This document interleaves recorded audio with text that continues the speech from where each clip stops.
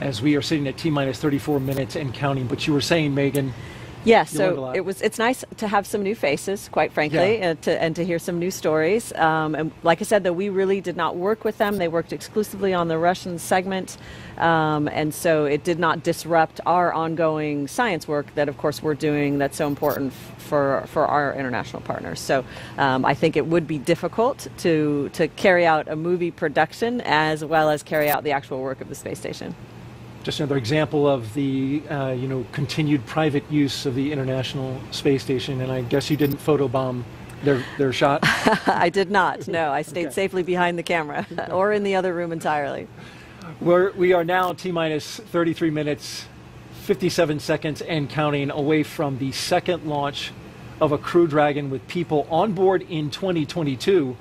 Today will begin the next 6-month rotation mission to the International Space Station. The launch escape system is armed. That happened just before we started loading the propellant onto Falcon 9. The Dragon capsule, though, it was loaded with its propellants about a week and a half ago, just a few miles down the road at a facility SpaceX calls Dragonland.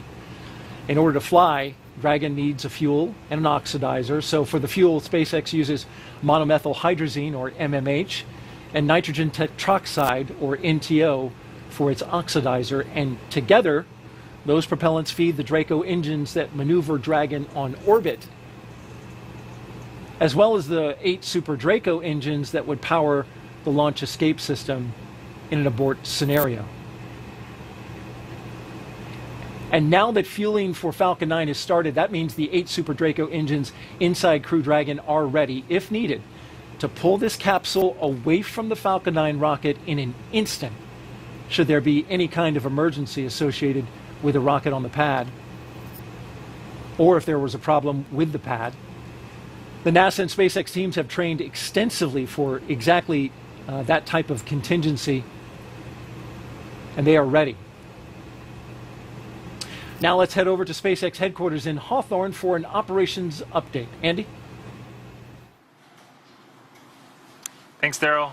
Yeah, we are continuing to count down those final minutes, and everything is still looking good for Falcon 9 and Dragon for an on-time liftoff just about 32 minutes from now. At the T-minus 35-minute mark, we heard that propellant loading began on Falcon 9. This is going to continue until about the T-minus 2-minute mark. The first and second stages of Falcon 9 are each loaded with 2 liquid propellants. One is fuel loaded into a tank at the bottom of the stage, and the other is an oxidizer loaded into a tank at the top of the stage. The fuel we use to power the Merlin engines is a refined kerosene referred to as RP1. The oxidizer loaded on each stage is a densified liquid oxygen. We also refer to that as LOX. Densified means it is kept much colder than typical for launch vehicles and takes up less volume. And this basically allows us to store more oxidizer into both of the stages. To ignite the fuel and oxidizer in the Merlin rocket engine, we use an ignition fluid called TTAB. When TTAB comes into contact with oxygen, it burns, giving off a green-colored flame.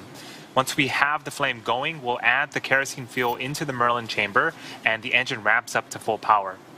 Now, if you pay close attention, you might see the green flash as the second stage engine ignites following stage separation about 2.5 minutes into flight.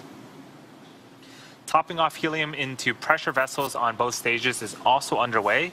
This is used to pressurize the tanks in flight as propellant is pulled out by the Merlin turbopumps. On board the spacecraft, the astronauts are monitoring systems while propellant is loaded onto the Falcon 9. Again, as Megan had mentioned, the crew training in the simulator included playbacks of sounds recorded in the Dragon capsule during recent flights. So this should be, the sounds that the astronauts are hearing should be sort of familiar. Range and weather, again, as they have been all night, are really tracking green. We're really continuing to report no problems, and there really is a very low probability of violation for weather.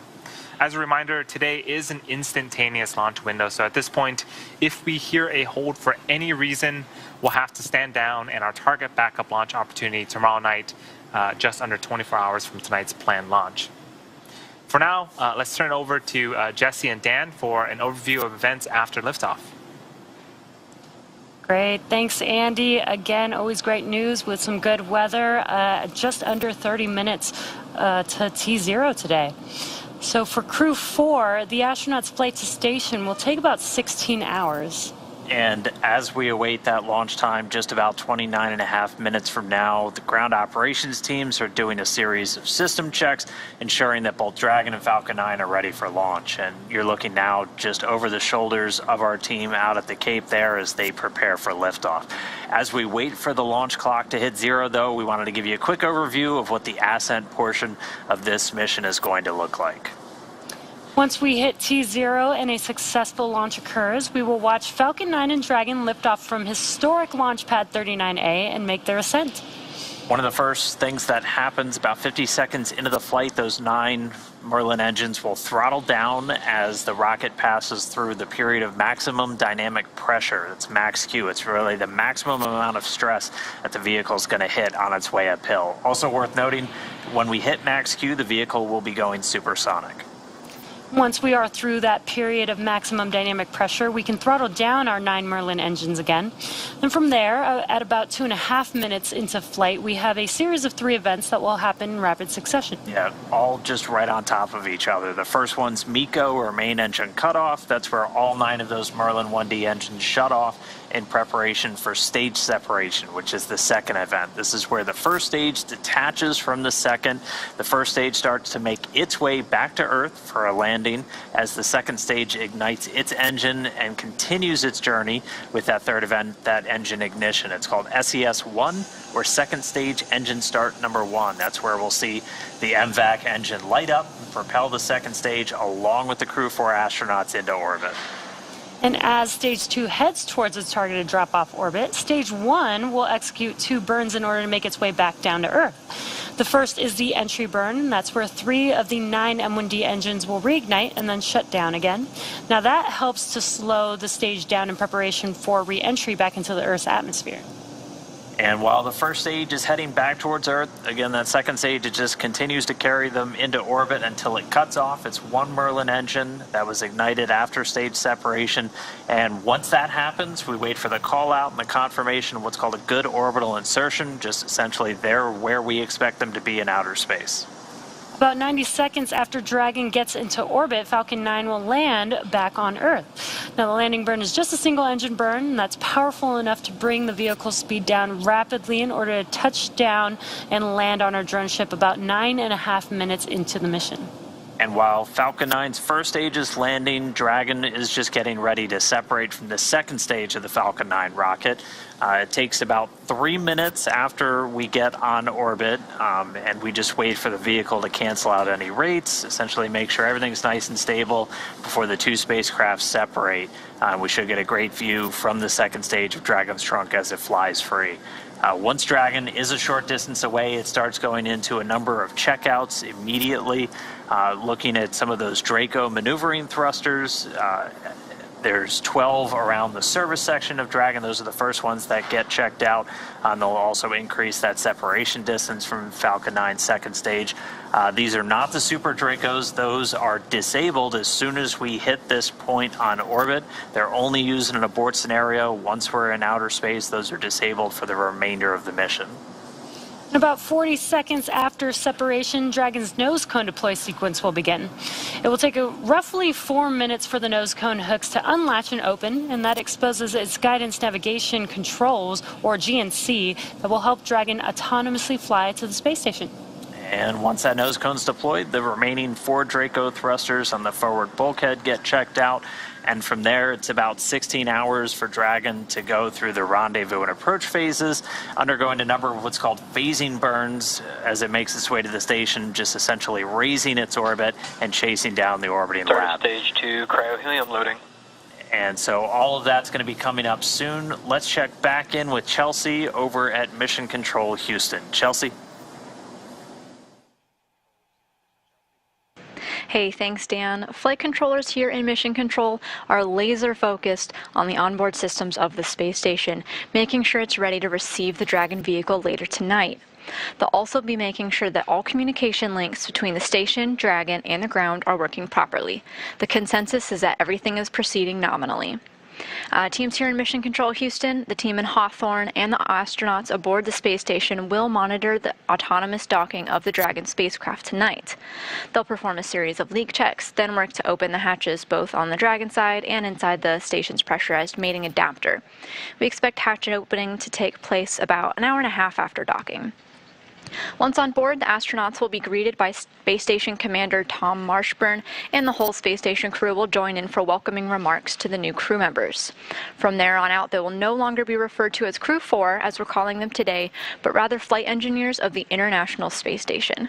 Here in Mission Control, Flight Director Anthony Varia is on console overseeing the team for launch, and Adi Boulos will be on console for docking. But we'll be on air continuously through Crew-4's arrival, but launch coverage of docking is expected around 8:15 p.m. Eastern. And that's it for Mission Control. I'll toss it back to the team in Florida. Daryl, I'm excited for launch. How's it looking? All right, thank you, Chelsea, and so are we. We're looking great weather-wise here. Range is green, weather is green, and well, we're green and ready to go for this launch. We are just T-minus 23 minutes and counting from the launch of Crew-4, the 4th astronaut rotation mission to the International Space Station under NASA's Commercial Crew Program. And it's going to be a good one, folks. The 4 astronauts are strapped in: Commander Kjell Lindgren, pilot Bob Hines, and mission specialists Jessica Watkins and Samantha Cristoforetti.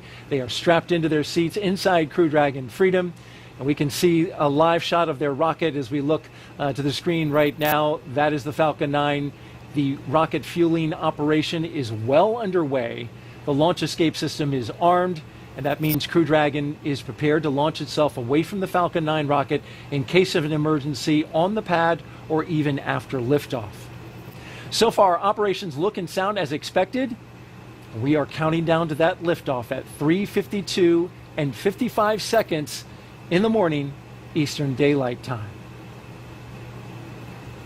And so far, everything has looked right on. It has. It's wonderful to see just 22 minutes and 32 seconds remaining on the clock. I'm starting to get really excited. When you were sitting inside that spacecraft, how did you feel? Well, at that point, you are really focused. You are, you've sort of stopped with the chit-chat and the storytelling, and you are very much watching the progress of the propellant loading, knowing that the time is counting down, and you're just really starting to get your head in the game and be ready for what's happening next. That's a very serious part of the countdown, is that propellant flowing in. You can see those systems as you're looking on your screen and monitoring them.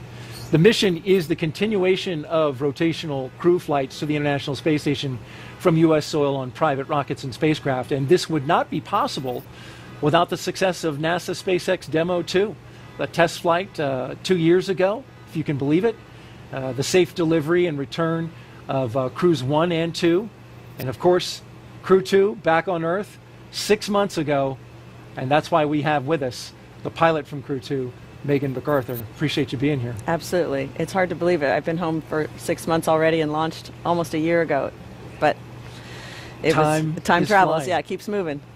It was 6 months that you were up in space. Do you notice that you were in space like now? Have you, the symptoms of having been up in space for that long completely passed? Or? I would say they're 90% back to Earth normal. And, there's some lingering things like back pain and, some joint pain and things like that will pop up that, I go, well, am I just older now or is Earth just harder? But for the most part, back to normal. Very good. Well, you've done a wonderful job for us tonight, and we appreciate it. As we continue to count down, we're looking for the next call out, which should be stage 2 RP1 load complete. It'll be followed by strong back chill has begun, and then we'll start loading stage 2 with liquid oxygen.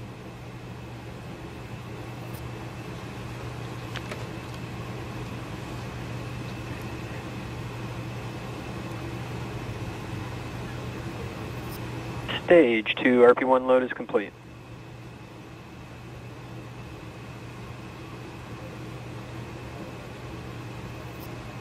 You can see the condensation coming off the rocket, that super chilled LOX, chilling down everything, including the skin of the rocket, so that it condenses the humid Florida air, and you see there the clouds are coming off, but at the very top it's also venting.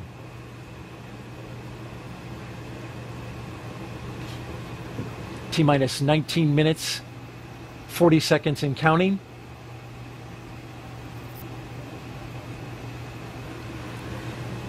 It's an impressive sight. I forget that I can also look over my shoulder and see it in real life. In fact, you just did that. We can't see you on camera, but Megan turned and wanted to see that it was the same thing she's looking at on screen, and indeed it is.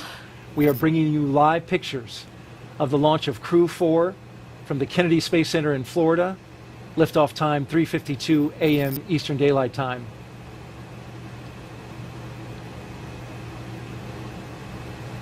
If you're just joining us, we want to tell you a little bit about the crew on board. Dr. Kjell Lindgren is the commander. He was born in Taipei, Taiwan, but spent most of his childhood overseas in England. He is married with 3 children. He was an instructor and jump master with the U.S. Air Force Academy, and he also has a doctorate in medicine. He served as a NASA flight surgeon and then as an astronaut aboard Soyuz, where he spent 141 days in space during Expedition 44 and 45. And as I mentioned, today he is the commander of Crew Dragon. Sitting next to him is his pilot, Bob Hines, who was born in Fayetteville, North Carolina. There he is. He's married with 3 daughters. He has a Master of Science degree in aerospace engineering and served 21 years in the U.S. Air Force as a test pilot and as a fighter pilot in the F-15E. He came to NASA as a research pilot, but today he's the Crew-4 pilot for Crew Dragon Freedom. A fine commander and pilot. You understand the role of pilot very well. You served it in Crew 2. That's right. The pilot's role is largely to help the commander keep track of what's going on with the systems, any off-nominal conditions, while the pilot is monitoring where the vehicle is and where it's going. So you work very closely together. Jessica Watkins is one of our 2 mission specialists, and she considers Lafayette, Colorado her hometown. Her college rugby team won the national championship in 2008. She's a geologist who completed several internships with NASA, including one testing system designs for the Mars Perseverance rover. She became an astronaut in 2017, one of the many turtles that are going around here at the NASA astronaut crew team. She's going up into space for the very first time as a mission specialist. The second mission specialist is Samantha Cristoforetti. She was born in Milan, Italy. She has 2 children. She's a fighter pilot, and in 2013, Cristoforetti launched into space aboard a Soyuz for a long-duration spaceflight to the International Space Station. Several years later, she was awarded the Knight Grand Cross of the Order of Merit from the President of Italy, and today she returns to space with Crew-4, 2 fine mission specialists. Now, each of these 4 crew members will be a part of Expedition 67 once they arrive at the International Space Station. If you are here locally and watching this broadcast and want to step away from the Stage 2 lock load has begun. Just heard the call out for Stage 2 prop load. As I was mentioning, if you're listening to the radio, you can find the launch coverage on the frequencies you see at the bottom of your screen. VH radio frequency 146.940 on the megahertz scale, and UHF radio at 444.925 in the FM mode on the megahertz scale. All of that can be seen, or heard rather, here on the Space Coast. Megan, let's talk a little bit about your science. Your team spent 199 days in space, a record, you call it 200, a SpaceX record for an entire crew of astronauts. With all that time spent on board Space Station, can you explain how Space Station acts as that orbiting laboratory where Crew-4 is heading right now?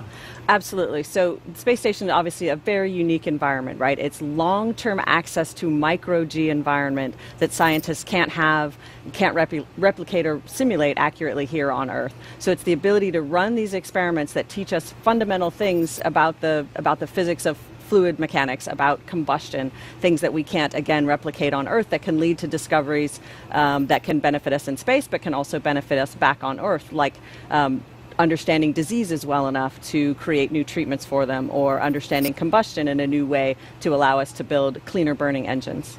You mentioned some of the science that you've worked on. What was your the most impressive and stands out to you in your mind? Well, it's hard to choose a favorite, but of course one that is always popular is one you get to eat. So we got to participate in the Plant Habitat 4 experiment, where we grew chili peppers that hailed from Hatch, New Mexico.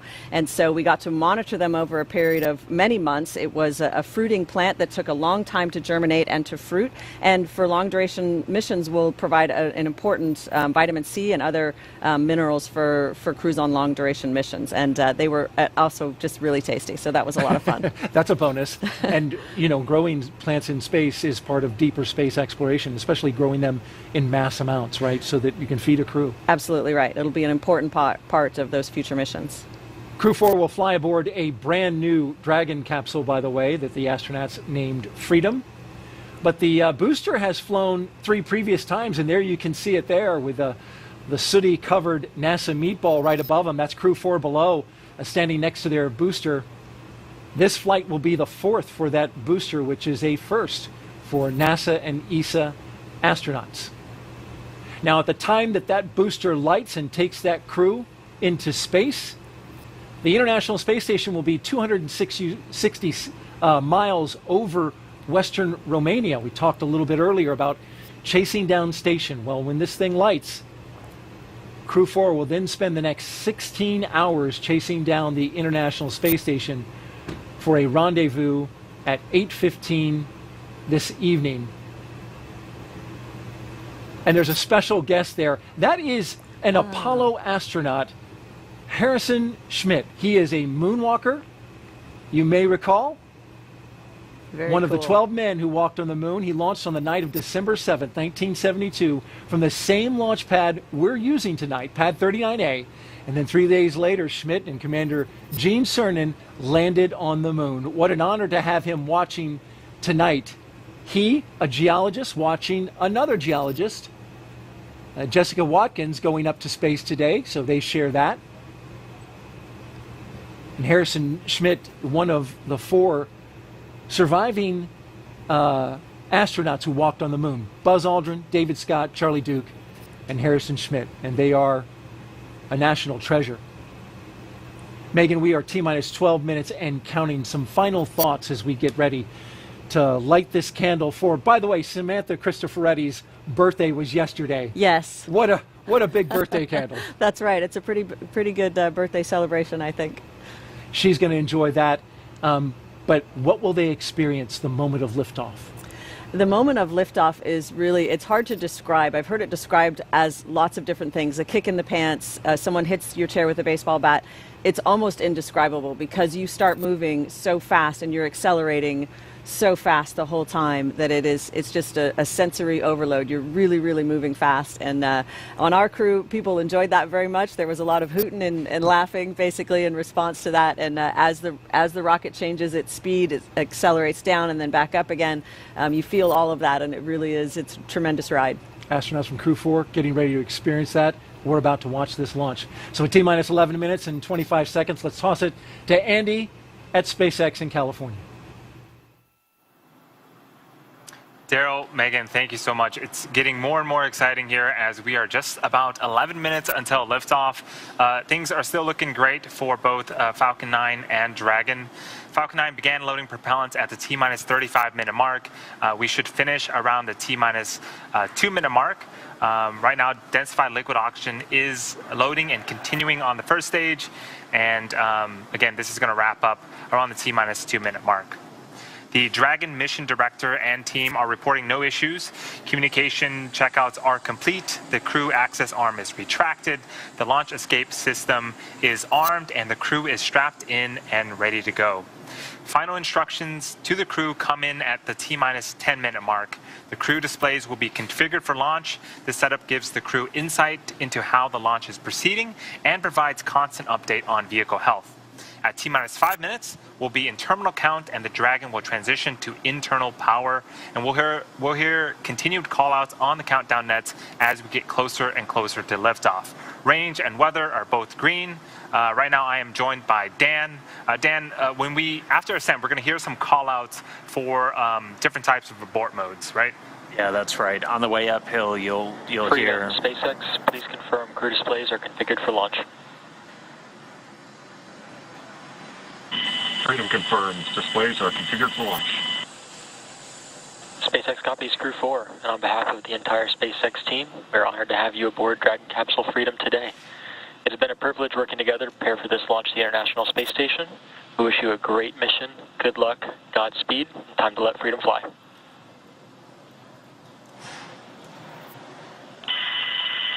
Copy SpaceX. We'd like to take this opportunity to extend our thanks to our NASA, SpaceX, international partner teams, and most of all our families for getting us to the threshold of this amazing opportunity to launch to the International Space Station from Kennedy Space Center. A heartfelt thank you to every one of you that made this possible. Now let's let Falcon roar and freedom ring. Okay, so crew displays are configured. The crew just reported they're good to go. They're ready to launch. Saw a couple of fist bumps there.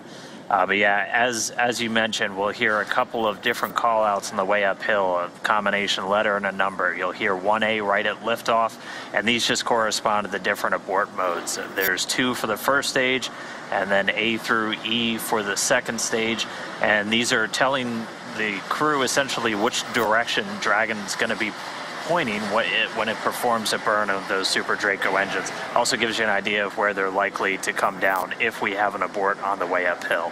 But you'll hear those throughout the flight uphill. You'll also hear a number of call-outs from some of the key positions on the Falcon 9 team, the guidance, navigation, and control officer, and also the prop lead. And we're going to be looking to hear trajectory nominal, propulsion nominal, just as we make that flight uphill. It's going to be about a 9-minute trip from ground to orbit, and right now we're just 8 minutes away, and we've got a couple more events coming up starting at right around 7 minutes, right, Andy?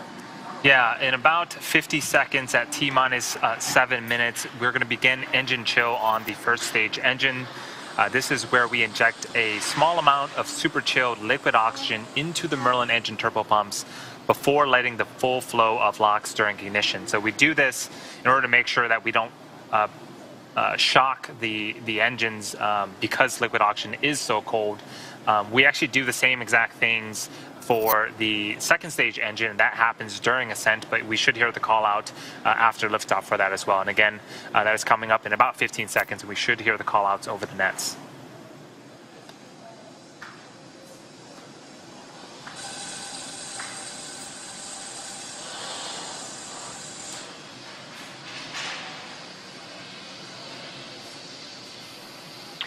Stage 1 engine chill has started. And that was the call out. So again, a small amount of super chilled liquid oxygen being flowed into the Merlin engine turbopumps. Those 9 Merlin engines on the bottom of the first stage. All right, now we've got a couple more events coming up. Right at about T-minus 6 minutes, so in 40 seconds from now, our next prop load milestone will be complete. We'll have all of the RP1, the fuel for stage 1, fully on board. It's at about 99% right now, so we should hear that any moment. After that, we'll hear a number of call-outs related to the Dragon flight computer. They'll get ready to configure for terminal count and then move on to internal power. RP1 load is complete. And there we hear the RP1 load is complete, so we got that a little early. So all of the RP1, the refined kerosene, is on board the Falcon 9, both the first stage just completing. We already heard that the second stage completed a short time ago. Coming up, we're going to hear the call out for Dragon to transition to configure for terminal count and then transition over to internal power. And then we'll hear the propellant tanks on Falcon 9 getting ready to pressurize, adding some additional rigidity and structural support as we get ready for the strong back to retract. It'll move just a couple of degrees at first, and then we'll see it swing open completely at the moment of liftoff. And that strong back providing access to Falcon 9. It's also providing all of the fueling lines and umbilicals for both prop load and all of the different gases being loaded on board the vehicle. So those are coming up. We're going to continue to check through a couple more fueling milestones as well. The final one we're going to hear is at just 2 minutes before flight when we get the liquid oxygen finished on board that second stage. Dragon is in configure for terminal count. Falcon 9 tanks are pressurizing for strongback retract. So that call out that we just heard, Falcon 9 is beginning to pressurize for the strongback retract. So if you look closely on the left-hand side of your screen, or excuse me, the left-hand side of the vehicle, there is a large truss structure. That is the strongback. We have some clamp arms just at the bottom of Dragon. In about... Retract sequence has started. Stand by for killer arm movement. Well, right now, those clamp arms are beginning to open up. You can see them right behind all of the white clouds around the vehicle. Once that is fully open, then the strongback structure will retract away to its pre-launch position about 2 degrees away from the vehicle. And as we get closer to D0, it will continue to recline back to make room for Falcon 9 and Dragon to lift off and clear the launch pad. And so here's a great shot of those clamp arms at the bottom of the screen, opening wide open. And we should see that structure to the right of Falcon 9 and Dragon begin to recline away from the vehicles.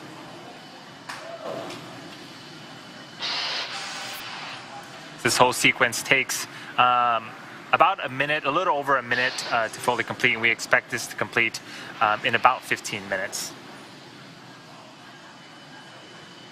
Or 15 seconds. So you can see on screen that strongback is beginning to recline away from Dragon and Falcon 9.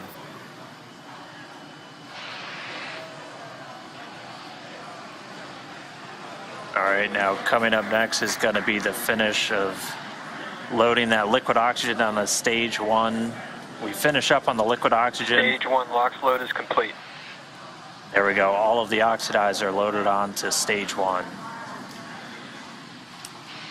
Yep, and in about a minute here, we should hear the last call out related to propellant. That's going to be stage 2 LOX load complete. And again, that is the last of propellant loading on the vehicle. Dragon is in terminal count and on internal power.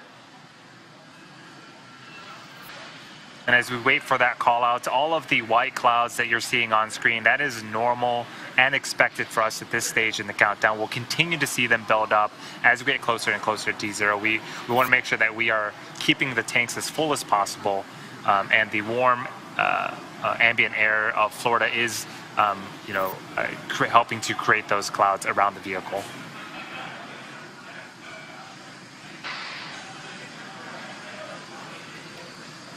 We're coming up on 2 minutes until liftoff. Standing by for stage 2 LOX load being completed.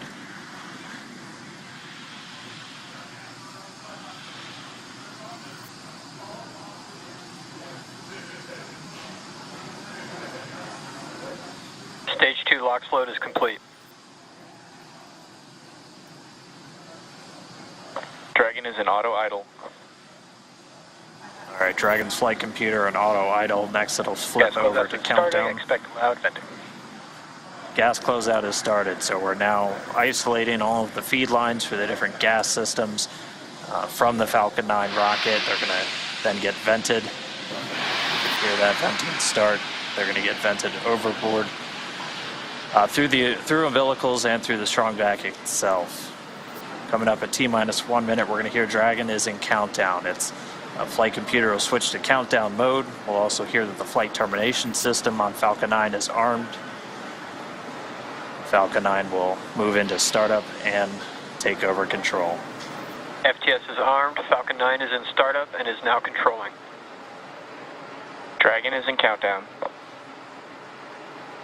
Dragon's flight computer in countdown. The FTS, that flight termination system on. Freedom, SpaceX, go for Crew-4 launch. Freedom is go for launch. SpaceX reports go. Crew reports T-minus go. 30 seconds. You heard it there. 30 seconds away from liftoff. T-minus 20. T-minus 15 seconds. 10, 9, 8, 7, 6, 5, 4, 3, 2, 1, 0. Ignition. And liftoff. Go Falcon. Let freedom ring. Got speed.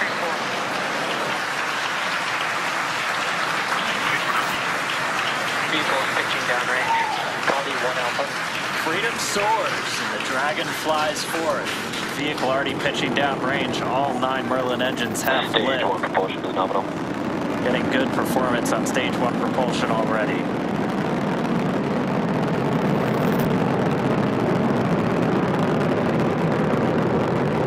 We are T plus 35 seconds into the 4th rotational crew mission on board Dragon and the Falcon 9. The 9 Merlin 1D engines on the first stage are beginning to throttle down. Stage 1 throttle down. In preparation for max Q. This is where the vehicle will experience the highest amount of aerodynamic pressures, so we'll throttle down the engines in preparation for that event. Vehicle is supersonic. All right, so we've passed the speed of sound. We're already Max Q. And there's our call out for max Q. Stage 1 throttle up. So right after max Q, we will begin to throttle those engines up again. Copy 1 Bravo. And 1 Bravo, so we're in the second and final abort mode for the first stage. Continuing to get good performance though. The crew already pulling in excess of 2 Gs. And coming up next is going to be a couple of events in rapid succession. Yep, in about 10 seconds here, we're going to be performing engine chill on the second stage MVAC engine. And then in about a minute, we're going to start off with MECO, also known as main engine cutoff. This is where those 9 engines that you're seeing ignite on, being lit up on screen, those are going to cut off in preparation for stage separation, where the first and second stages will separate from one another, and then the single Merlin vacuum engine on the second stage will ignite and continue to carry our Crew-4 astronauts to orbit. Heard that MVAC chill has started. Stage 1 throttle down. The 9 Merlin engines starting to throttle down. And standing by for MECO.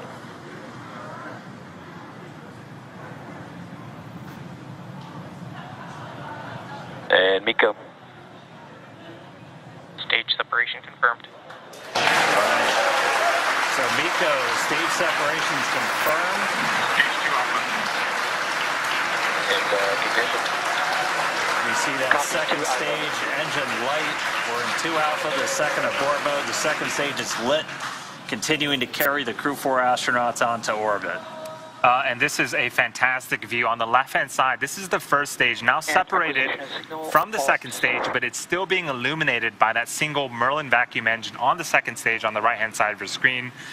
So right now, the first stage is making its way back to Earth to attempt its 4th landing on our drone ship, a shortfall of Gravitas. The crew is on the opposite side of the engine that you see on the right-hand side of your screen. They are continuing with their journey to outer space. Seeing good performance on that lone Merlin vacuum engine on the second stage. The cruise G-load dips right when we hit that separation event, and it's going to continue to build up now. You heard acquisition of signal Bermuda. That means we're Dragon, now... SpaceX, nominal trajectory. Freedom copies, nominal trajectory. That was our guidance, navigation, and control officer. Nominal trajectory. Dragon's pointed in the right direction, continuing its flight to orbit. We heard Bermuda called out. That's one of the ground stations now receiving telemetry from the Dragon as it continues its path uphill. So we'll have the dueling boxes here for a while as the first stage makes its way down. That second stage going to continue firing until about a little over 8 minutes into the flight. Doing the heavy lifting now. The first stage has a couple of events itself in order to land on our drone ship. So at T plus 7 minutes and 25 seconds, it's going to start its entry burn. It's going to be one of 2 burns. This is where 3 of the 9 Merlin Dragon, engines SpaceX, nominal trajectory. on the first stage will relight and burn for about 30 seconds in order to slow the vehicle down before hitting the denser parts of the Earth's atmosphere. Acquisition of signal, New Hampshire. All right, now On the New Hampshire ground station, another call out there from our guidance, navigation, and control officer, nominal trajectory. Second stage continues to power. Call out just then, propulsion is nominal, the engine performing as expected. Crew pulling a little more than 1.25 Gs right now. Again, that's going to continue to ramp up, peaking just before we get to that second stage cutoff. Yep, this single engine here, Dan, can produce over 220,000 pounds of thrust in the vacuum of space, so they are definitely feeling it. And we're already about 200 kilometers in altitude. Dragon, SpaceX, nominal trajectory. Freedom copies, nominal trajectory. Great call out that we are headed in the direction that we need to, and we just heard from Chell, the commander. And we should get one more of those trajectory check-ins in about 30 seconds from now. And then we'll start to hit our events in rapid succession as the first stage continues to make its way back home. The second stage will start to wrap up its job of delivering these astronauts into orbit.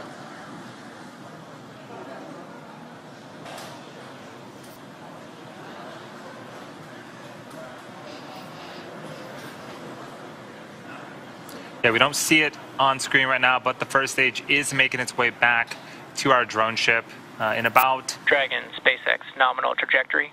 In about 30 seconds here, it's going to start its entry burn. Freedom copies, nominal trajectory. And there was the other call out that you were mentioning, Dan, about the trajectory. Things, again, continuing to look very, very good for the ascent portion.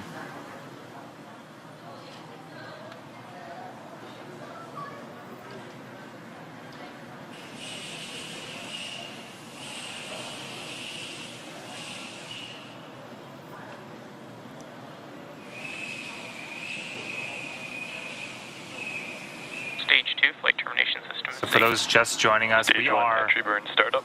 just under 8 minutes into flight. We have 4 astronauts as part of the Crew-4 operational mission. You can see on the left-hand side, this is our first stage with 3 of 9 Merlin engines reignited and slowing down the first stage before we hit the denser parts of the Earth's atmosphere. So this first stage has one more burn left. Burn shut down. That's going to happen just before the T+9 minute mark, and then we'll attempt a landing for the 4th time on our drone ship that's currently parked in the Atlantic Ocean.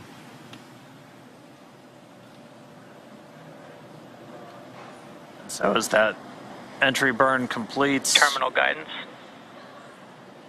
we're in the final stages of the second stage's flight into orbit. We're about to pass through several of the different abort phases, which essentially correspond to areas along the very northeastern seaboard of the U.S. and then across the Atlantic and off the coast of Scotland. But continuing to get call-outs that Stage 2 propulsion is nominal. Copy, Shannon. And the call-out of Shannon, Ireland, that's Stage 1 transonic. indicative of our final abort zone.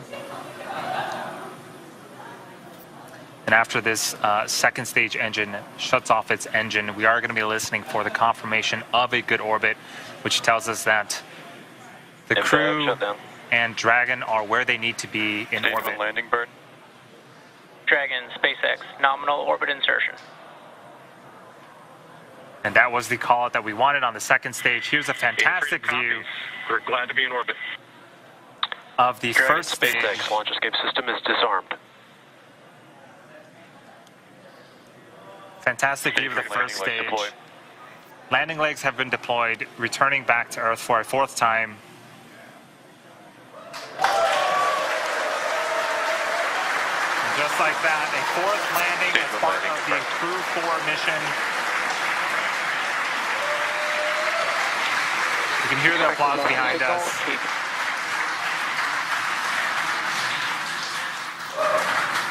But prior to this, Acquisition signal, Newfoundland.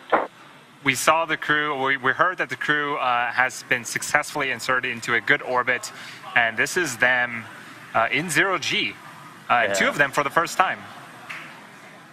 And getting a look, it looks like we might have a couple of zero-G indicators. I see a turtle in Bob Hines' hands. That is the nickname for the astronaut class from 2017, of which he and Jessica Watkins were a part.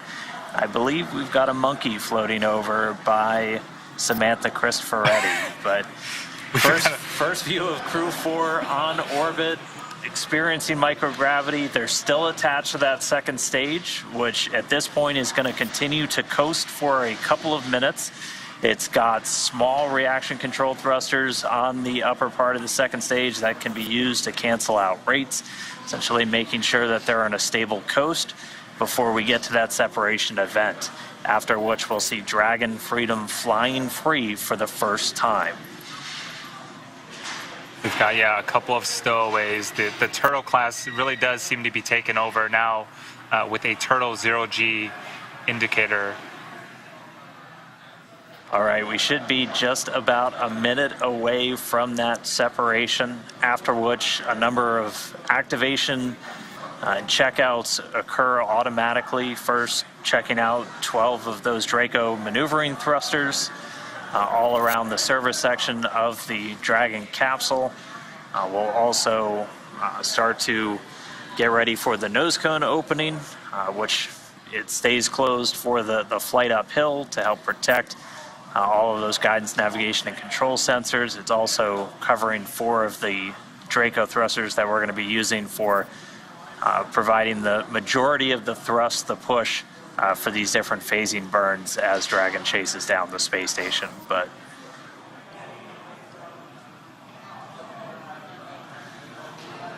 all right, standing by for separation.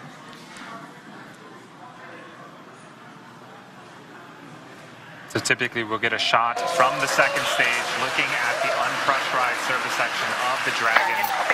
And there it is. What a magnificent view.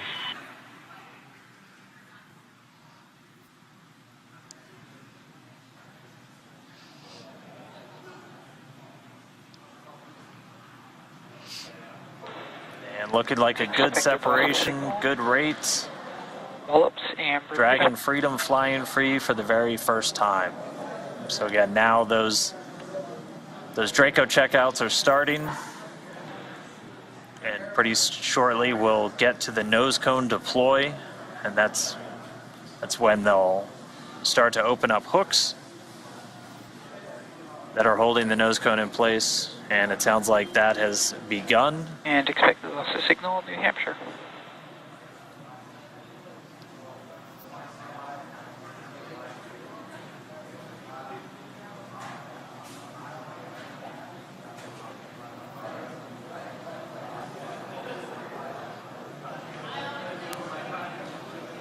So though the crew, as we see them here inside Dragon, they have separated from the second stage, but they still have about a 16-hour journey before making it to the International Space Station and docking tomorrow, or today, later on today. But it is so great to see them flying free in space. They do. And we did get confirmation that that nose cone deploy sequence has started. So again, those 6 hooks that hold the nose cone in place during the launch and ascent portions have to retract, and then the nose cone will be able to start to swing open and deploy, and that will uncover a number of critical systems for Dragon's flight up to the space station, not the least of which Freedom, LD, I hope you enjoyed your ride. It's been an honor flying with you, Chell, Farmer, Samantha, Jessica. Have a safe journey to the space station. Say hi to Crew-3 for us, and we'll look forward to seeing you when you get home. Indeed, the dream is alive. Have some words from our CE. Dragon, CE, privilege having you fly with us. Good mission. We'll see you later.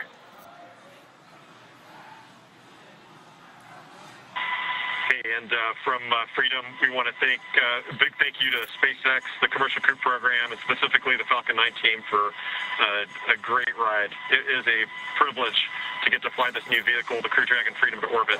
Huge thanks to the teams that assembled and prepared her for flight. We're feeling great and looking forward to the view.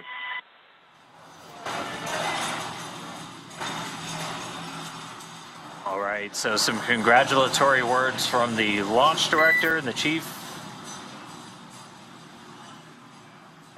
engineer up to the crew on board Freedom. Shell radioing down their thanks for the smooth ride to orbit. So, as Andy said, we've got about 16 hours. And Freedom, SpaceX can confirm nominal dehumidifier activation and service section Draco checkouts.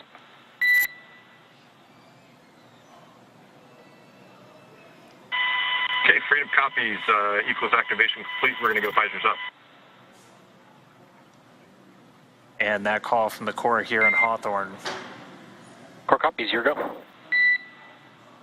Indicating that we had good checkouts of those 12 Draco thrusters around the service section. There's 4 to go after we get the nose cone open and the ECLIS, the environmental control and life support system, activated and running inside Dragon.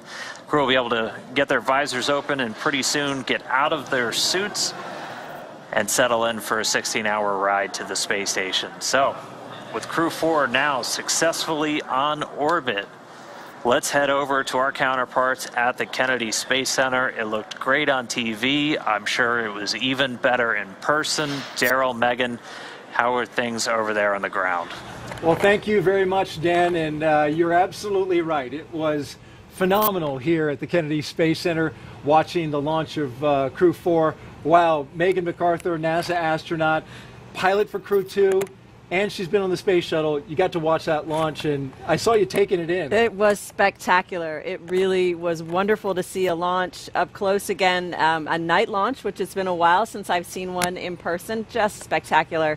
It never gets old. I think if it gets old, you're probably in the wrong business. Absolutely. It was so loud, so powerful. The roar of the engines when it lifted off, it seemed louder than usual, but that just might be because of the atmospherics. And then that light off the water, what a beautiful sight. Not only were we watching, but also crew on station tuned in to the NASA TV broadcast, watching them lift off as they await for them to arrive tonight at 8:15. That's right. I know they're excited for lots of reasons. One, they're going to get to see their friends, and they're going to get to come home themselves, so they're looking forward to it.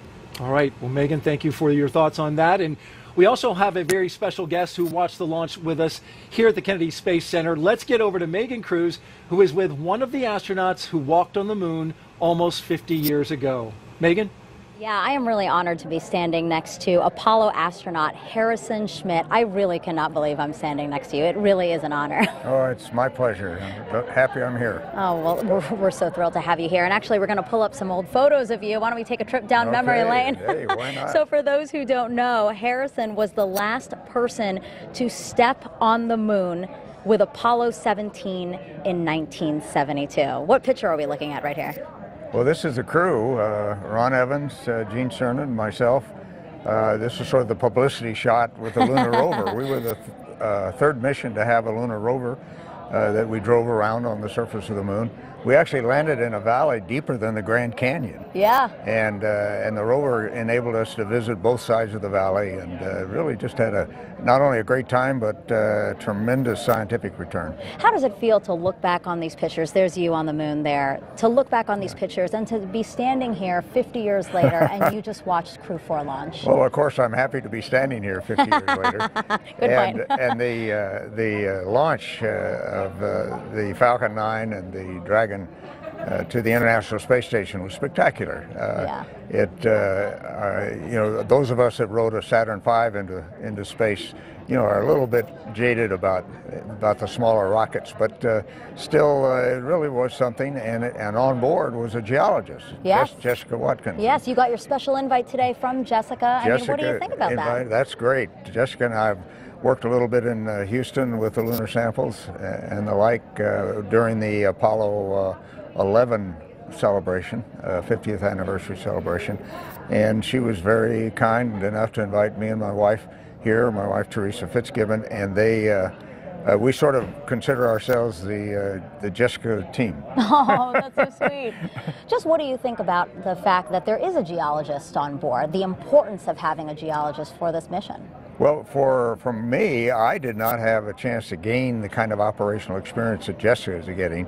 I gained my operational experience from learning to fly T-38s and helicopters, and then a lot of simulator time. She's gaining it in space, and that's very important. Yeah. And I hope it'll stand us in good stead for being part of one of the Artemis crews that goes to the moon. Yeah, absolutely. Artemis, let's talk about that. That's going to return us to the moon.